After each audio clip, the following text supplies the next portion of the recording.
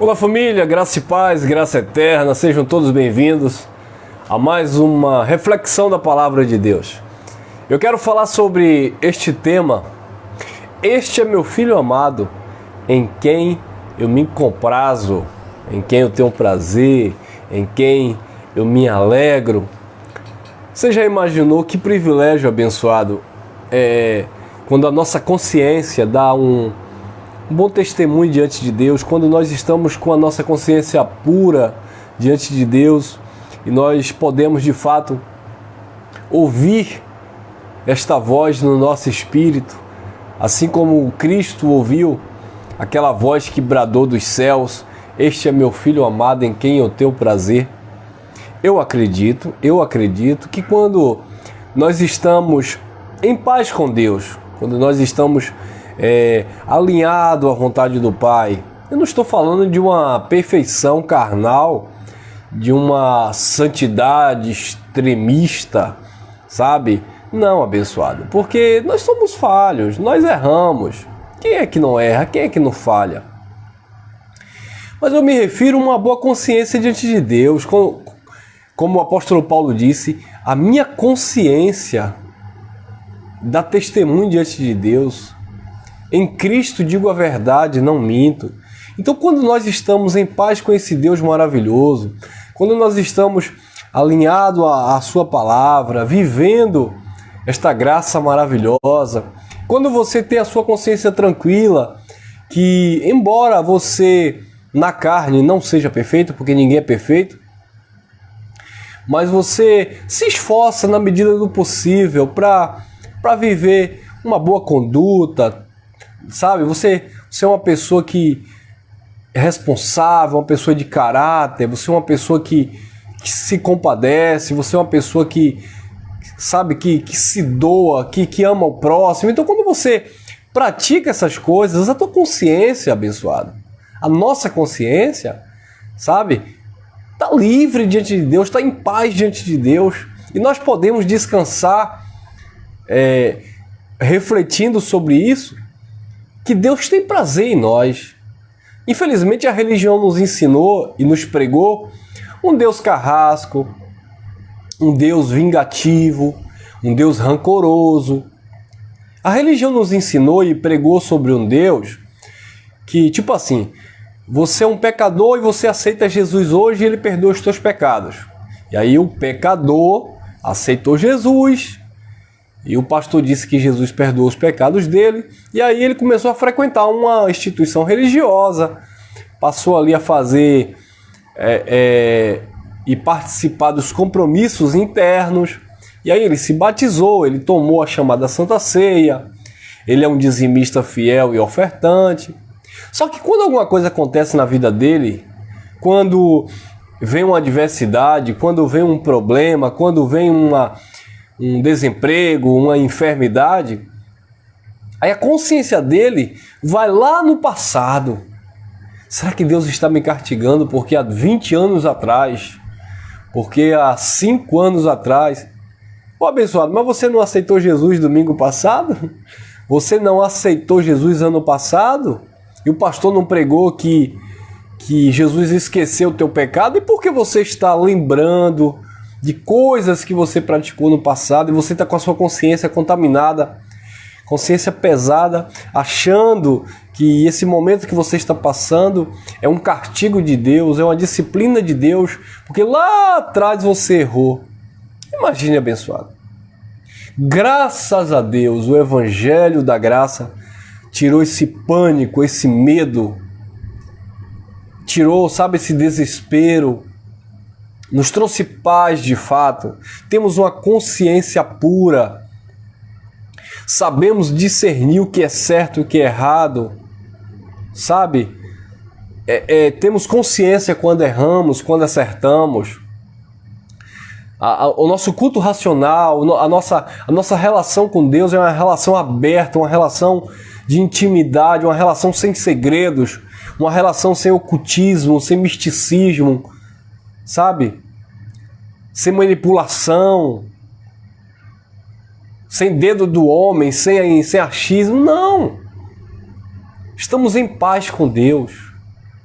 Eu posso dizer hoje, eu posso ouvir esta voz do meu espírito, meu filho amado em quem eu me alegro. Como eu falei, não é questão de perfeição, não é questão de ser bom, não. É questão de entender o nosso posicionamento no Senhor, entendendo as nossas limitações, mas procurando, na medida do possível, acertar, ser justo, ser honesto. Sabe, abençoado? Lembra de Davi? Me veio Davi agora à memória. Davi, ele adulterou com Betseba. Davi, ele matou o soldado Urias, né? Davi, ele fez coisas na vida que, aos olhos humanos, Davi, ele falhou, errou e muito. Mas Davi era uma pessoa sincera, uma pessoa quebrantada, uma pessoa que se voltava para Deus, uma pessoa que logo que errava, a consciência pesava e ele ia, sabe, para a presença, né, naquele tempo, no templo, ia para o jejum, era a forma que eles tinham de se dedicar, de se entregar, de se derramar diante de Deus. E Deus brada dos céus e disse: achei um coração segundo o meu coração. Achei em Davi um coração segundo o meu coração. Mas Davi não errou? Errou. Mas Deus via sinceridade em Davi. Sabe, Deus via em Davi um coração aquebrantado. E o mesmo Davi disse: um coração aquebrantado, um espírito contrito ao Senhor, o Senhor não rejeita, o Senhor não lança fora, né? Então, quando o teu coração, a tua mente é aquebrantada para o Senhor, quando você se volta para Deus, quando você se posiciona, eu errei, eu falhei, vai se desculpar, se perdoar com quem você fez o agravo, com quem você feriu, sabe? Porque fazendo isso, você estará com o teu coração em paz diante de Deus. Tem pessoas que causam mal a outra pessoa, principalmente na religiosidade. O religioso, quando ele fere alguém, ao invés dele se retratar com aquela pessoa que ele feriu, que ele machucou, não, ele pede perdão a Deus e fica com a birra com aquela pessoa, sabe? E aí quando há alguma situação, não, mas eu já perdoei no meu coração. Sim, você perdoou no seu coração, mas você de fato falou com aquela pessoa, você conversou com aquela pessoa, você se reconciliou com o teu próximo? Nesse sentido? Não, mas Deus sabe do meu coração. Sim, Deus sabe de tudo. Deus conhece tudo. Porque o perdão não é você pedir para Deus. Você feriu Deus em quê? Se você machucou alguém, se você machucou seu esposo, se você machucou sua esposa, se você feriu com palavras alguém, o amigo, peça desculpa à pessoa, peça perdão à pessoa, não é a Deus. Deus está vendo tudo e você não fez nada com ele. Mas a sua mente e o seu coração temente a Deus te leva a esse posicionamento. E isso agrada o coração de Deus.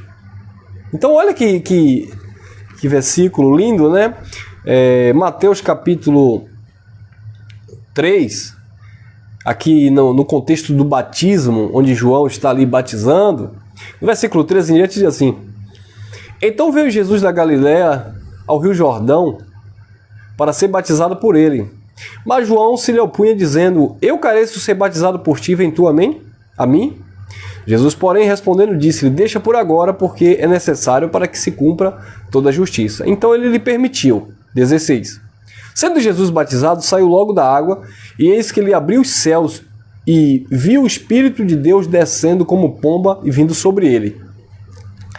17. Olha que lindo. E eis que uma voz dos céus dizia: este é meu filho amado, em quem me comprazo, em quem eu tenho alegria. Olha que coisa, né, irmão? Os céus dão testemunho. Os céus deu testemunho que Deus se alegrava do seu filho, porque o seu filho andava na retidão. Deus se alegrou e disse: este é meu filho amado, em quem eu tenho prazer, em quem eu me alegro. Ô, irmão Elcio, mas isso aí foi para Jesus, irmão Elcio. Isso aí foi para o homem, irmão Elcio. O filho do homem, melhor dizendo. Isso aí foi para o próprio Cristo. Sim, eu sei, mas Jesus estava ali na qualidade de filho. E como filho, ele se sujeitou ao Pai. E Deus, o eterno o Criador, vendo, né, a manifestação ali do Filho, disse: esse é o meu Filho amado em quem eu me comprazo, em quem eu me alegro. É claro que aí vem aquela questão, mas ali não era o próprio Deus? Sim, abençoado, porque o Espírito do Eterno habitava no corpo terreno de Jesus de Nazaré. Mas a Bíblia diz que nós também somos um só Espírito com o Senhor. Aquele que se uniu ao Senhor se tornou um só Espírito com Ele. Então, quando essa voz que bradou dos céus, este é meu Filho amado em quem me comprazo, a referência ali não era para o Cristo, o Espírito perfeito, eram as atitudes de Jesus, era o comportamento, a vida, a santidade de Jesus que alegrava o coração do Pai. Lembra quando foram pegar ele lá no jardim? E depois do beijo, aí Judas tira a espada e corta a orelha do soldado. Ele diz: não faça isso. Aquele que fere pela espada também será ferido. Ou pensas tu que eu não clamaria ao Pai e ele não mandaria aqui legião de anjos para me livrar desse momento? Então, mesmo ele tendo todo o poder ali ao seu favor, ele não se utilizou da sua divindade, do seu senhorio, mas ele, como homem, ele se sujeitou, ele se limitou à humanidade, né, para cumprir o propósito. Então, abençoados, é necessário, né, a gente olhar esses detalhes, que embora Jesus pudesse se safar de várias situações, mas ele estava em obediência. Lembra quando ele orava também no Getsemane? Pai, tira de mim esse cálice, passa de mim esse cálice. Todavia, seja feito não a minha, mas a tua vontade. Porque ele estava fazendo a vontade do Pai. Então por isso que o Pai disse: este é meu Filho amado, em quem eu me comprazo, em quem eu tenho prazer. Então, os filhos de Deus também, naturalmente, aqueles que a palavra da graça trabalhou, o Evangelho, né, curou, sarou, naturalmente vai agradar o Pai. E olha o que o apóstolo Paulo fala na carta aos Efésios, no capítulo 5, e ele dá uma lista. Eu quero ler o contexto, porque Paulo dá uma lista, porque assim, nós sabemos do que foi que Cristo fez para agradar o Pai. Nós sabemos do que foi que Jesus fez para Deus falar: este é meu Filho amado em quem eu me comprazo. Então, nós sabemos que Jesus tem uma vida de santidade, que o Cristo viveu para Deus. Mas isso é impossível para o homem, para o Filho de Deus, para nós? Não, olha o que o apóstolo Paulo diz. Olha lá, dando o exemplo de Cristo, né? Efésios capítulo 5, eu vou ler do versículo 1, talvez até o versículo 20. Vamos lá. Diz assim: sede, pois, imitadores de Deus como filhos amados. Olha para isso. Lembra de Jesus falando, de Deus falando de Jesus? Este é meu Filho amado em quem me comprazo, em quem eu me alegro. E Paulo disse: sede, pois, imitadores de Deus como filhos amados. Aí ele vai dar o exemplo de Cristo. 2. E andai em amor, como também Cristo vos amou, e se entregou a si mesmo por nós em oferta e sacrifício a Deus, em cheiro suave. Então, ele diz que nós devemos ser imitadores de Deus como filhos amados, porque nós somos filhos amados. Este é meu Filho amado, em quem eu me comprazo. Então, nós devemos ser imitadores de Deus como filhos amados, andando em amor, como também Cristo vos amou e se entregou a si mesmo por nós, em oferta e sacrifício a Deus, em cheiro suave. E agora ele vai dar uma lista, vai colocar aqui algumas condições que faz com que Deus venha olhar para você e dizer: este é meu Filho amado, em quem eu me comprazo. Porque o texto continua, e Paulo vai dizer no versículo 3, olha lá: mas a prostituição e toda a impureza ou avareza, nem ainda se nomeia entre vós como convém a santos. Viu aí? Então, sede, pois, imitadores de Deus como filho amado, andando em amor como Cristo amou. Significa que eu deva desenvolver agora um padrão de vida, uma filosofia de vida, um estilo de vida em Cristo, que é o quê? mas a prostituição e toda a impureza ou avareza, nem ainda se nomeia entre vós como convém a santos. Ou seja, existem situações que, como filhos amados, para ouvirmos esta voz no nosso homem interior, precisamos abrir mão. 4. Nem torpezas, nem parvoíces, palavrões, coisas que não convém, mas antes ações de graças. 5. Porque bem sabeis isto, que nenhum fornicário ou impuro, ou avarento, qual é idólatra, tem herança no reino de Cristo e de Deus. Viu aí? Então, não tem como eu viver como filho amado de Deus, ouvir esta voz no meu homem interior, se eu não vivo uma conduta cristã nos moldes dentro do Evangelho. 6. Ninguém vos engane com palavras vãs, porque sobre estas coisas vem a ira de Deus sobre os filhos da desobediência. Então, nós somos filhos amados ou somos filhos da desobediência? Filhos amados. Amém? 7. Portanto, não sejais seus companheiros. 8. Porque no outro tempo eres trevas, mas agora sois luz no Senhor. Andai como filhos da luz. Queridos, nós somos filhos amados, somos filhos da luz e não filhos da desobediência, e nós não somos das trevas. Aí sim, nós iremos ouvindo a nossa consciência. Este é meu filho amado em quem eu me alegro, eu tenho prazer. 9. Porque o fruto do Espírito está em toda bondade e justiça e verdade. 10. Aprovando que é agradável ao Senhor. Olha aí, agradável ao Senhor. Aprovando que é agradável ao Senhor. Então, existe atitudes e comportamento que agrada ao Senhor. Este é meu filho amado em quem eu me alegro, em quem eu me agrado, em quem eu me comprazo. Olha que coisa. 11. E não comuniqueis com as obras infrutíferas das trevas, antes a condenai-a. 12. Porque o que eles fazem oculto, até dizê-lo, é torpe. Mas todas estas coisas se manifestam sendo condenada pela luz, porque a luz tudo manifesta. 14. Pelo que diz, desperta tu que dormes, levanta-te dentre os mortos e Cristo te esclarecerá. Portanto, vede prudentemente como andais, ou como andeis, né? Aqui está, andais, como andais. Vede prudentemente como andais. Não como os nécios, mas como os sábios. Remido o tempo, por quantos dias são maus. 17. Pelo que não sejais insensatos, mas entendei qual seja a vontade do Senhor. Eu preciso entender a vontade de Deus na minha vida, que é boa, perfeita e agradável. 18. E não vos embriagueis com vinho, que é a contenda. O que é o vinho da contenda aqui? São essas práticas carnais, prostituição, idolatria, impureza, mentira, sabe? Tudo isso são vinhos onde há contendas. E não vos embriagueis com vinho onde há contenda, mas enchei-vos do Espírito Santo. Quando você se enche do Espírito Santo, você está enchendo-se dos dons, do amor, da graça de Deus. E isso agrada a Deus. Este é meu filho amado em quem eu me comprazo.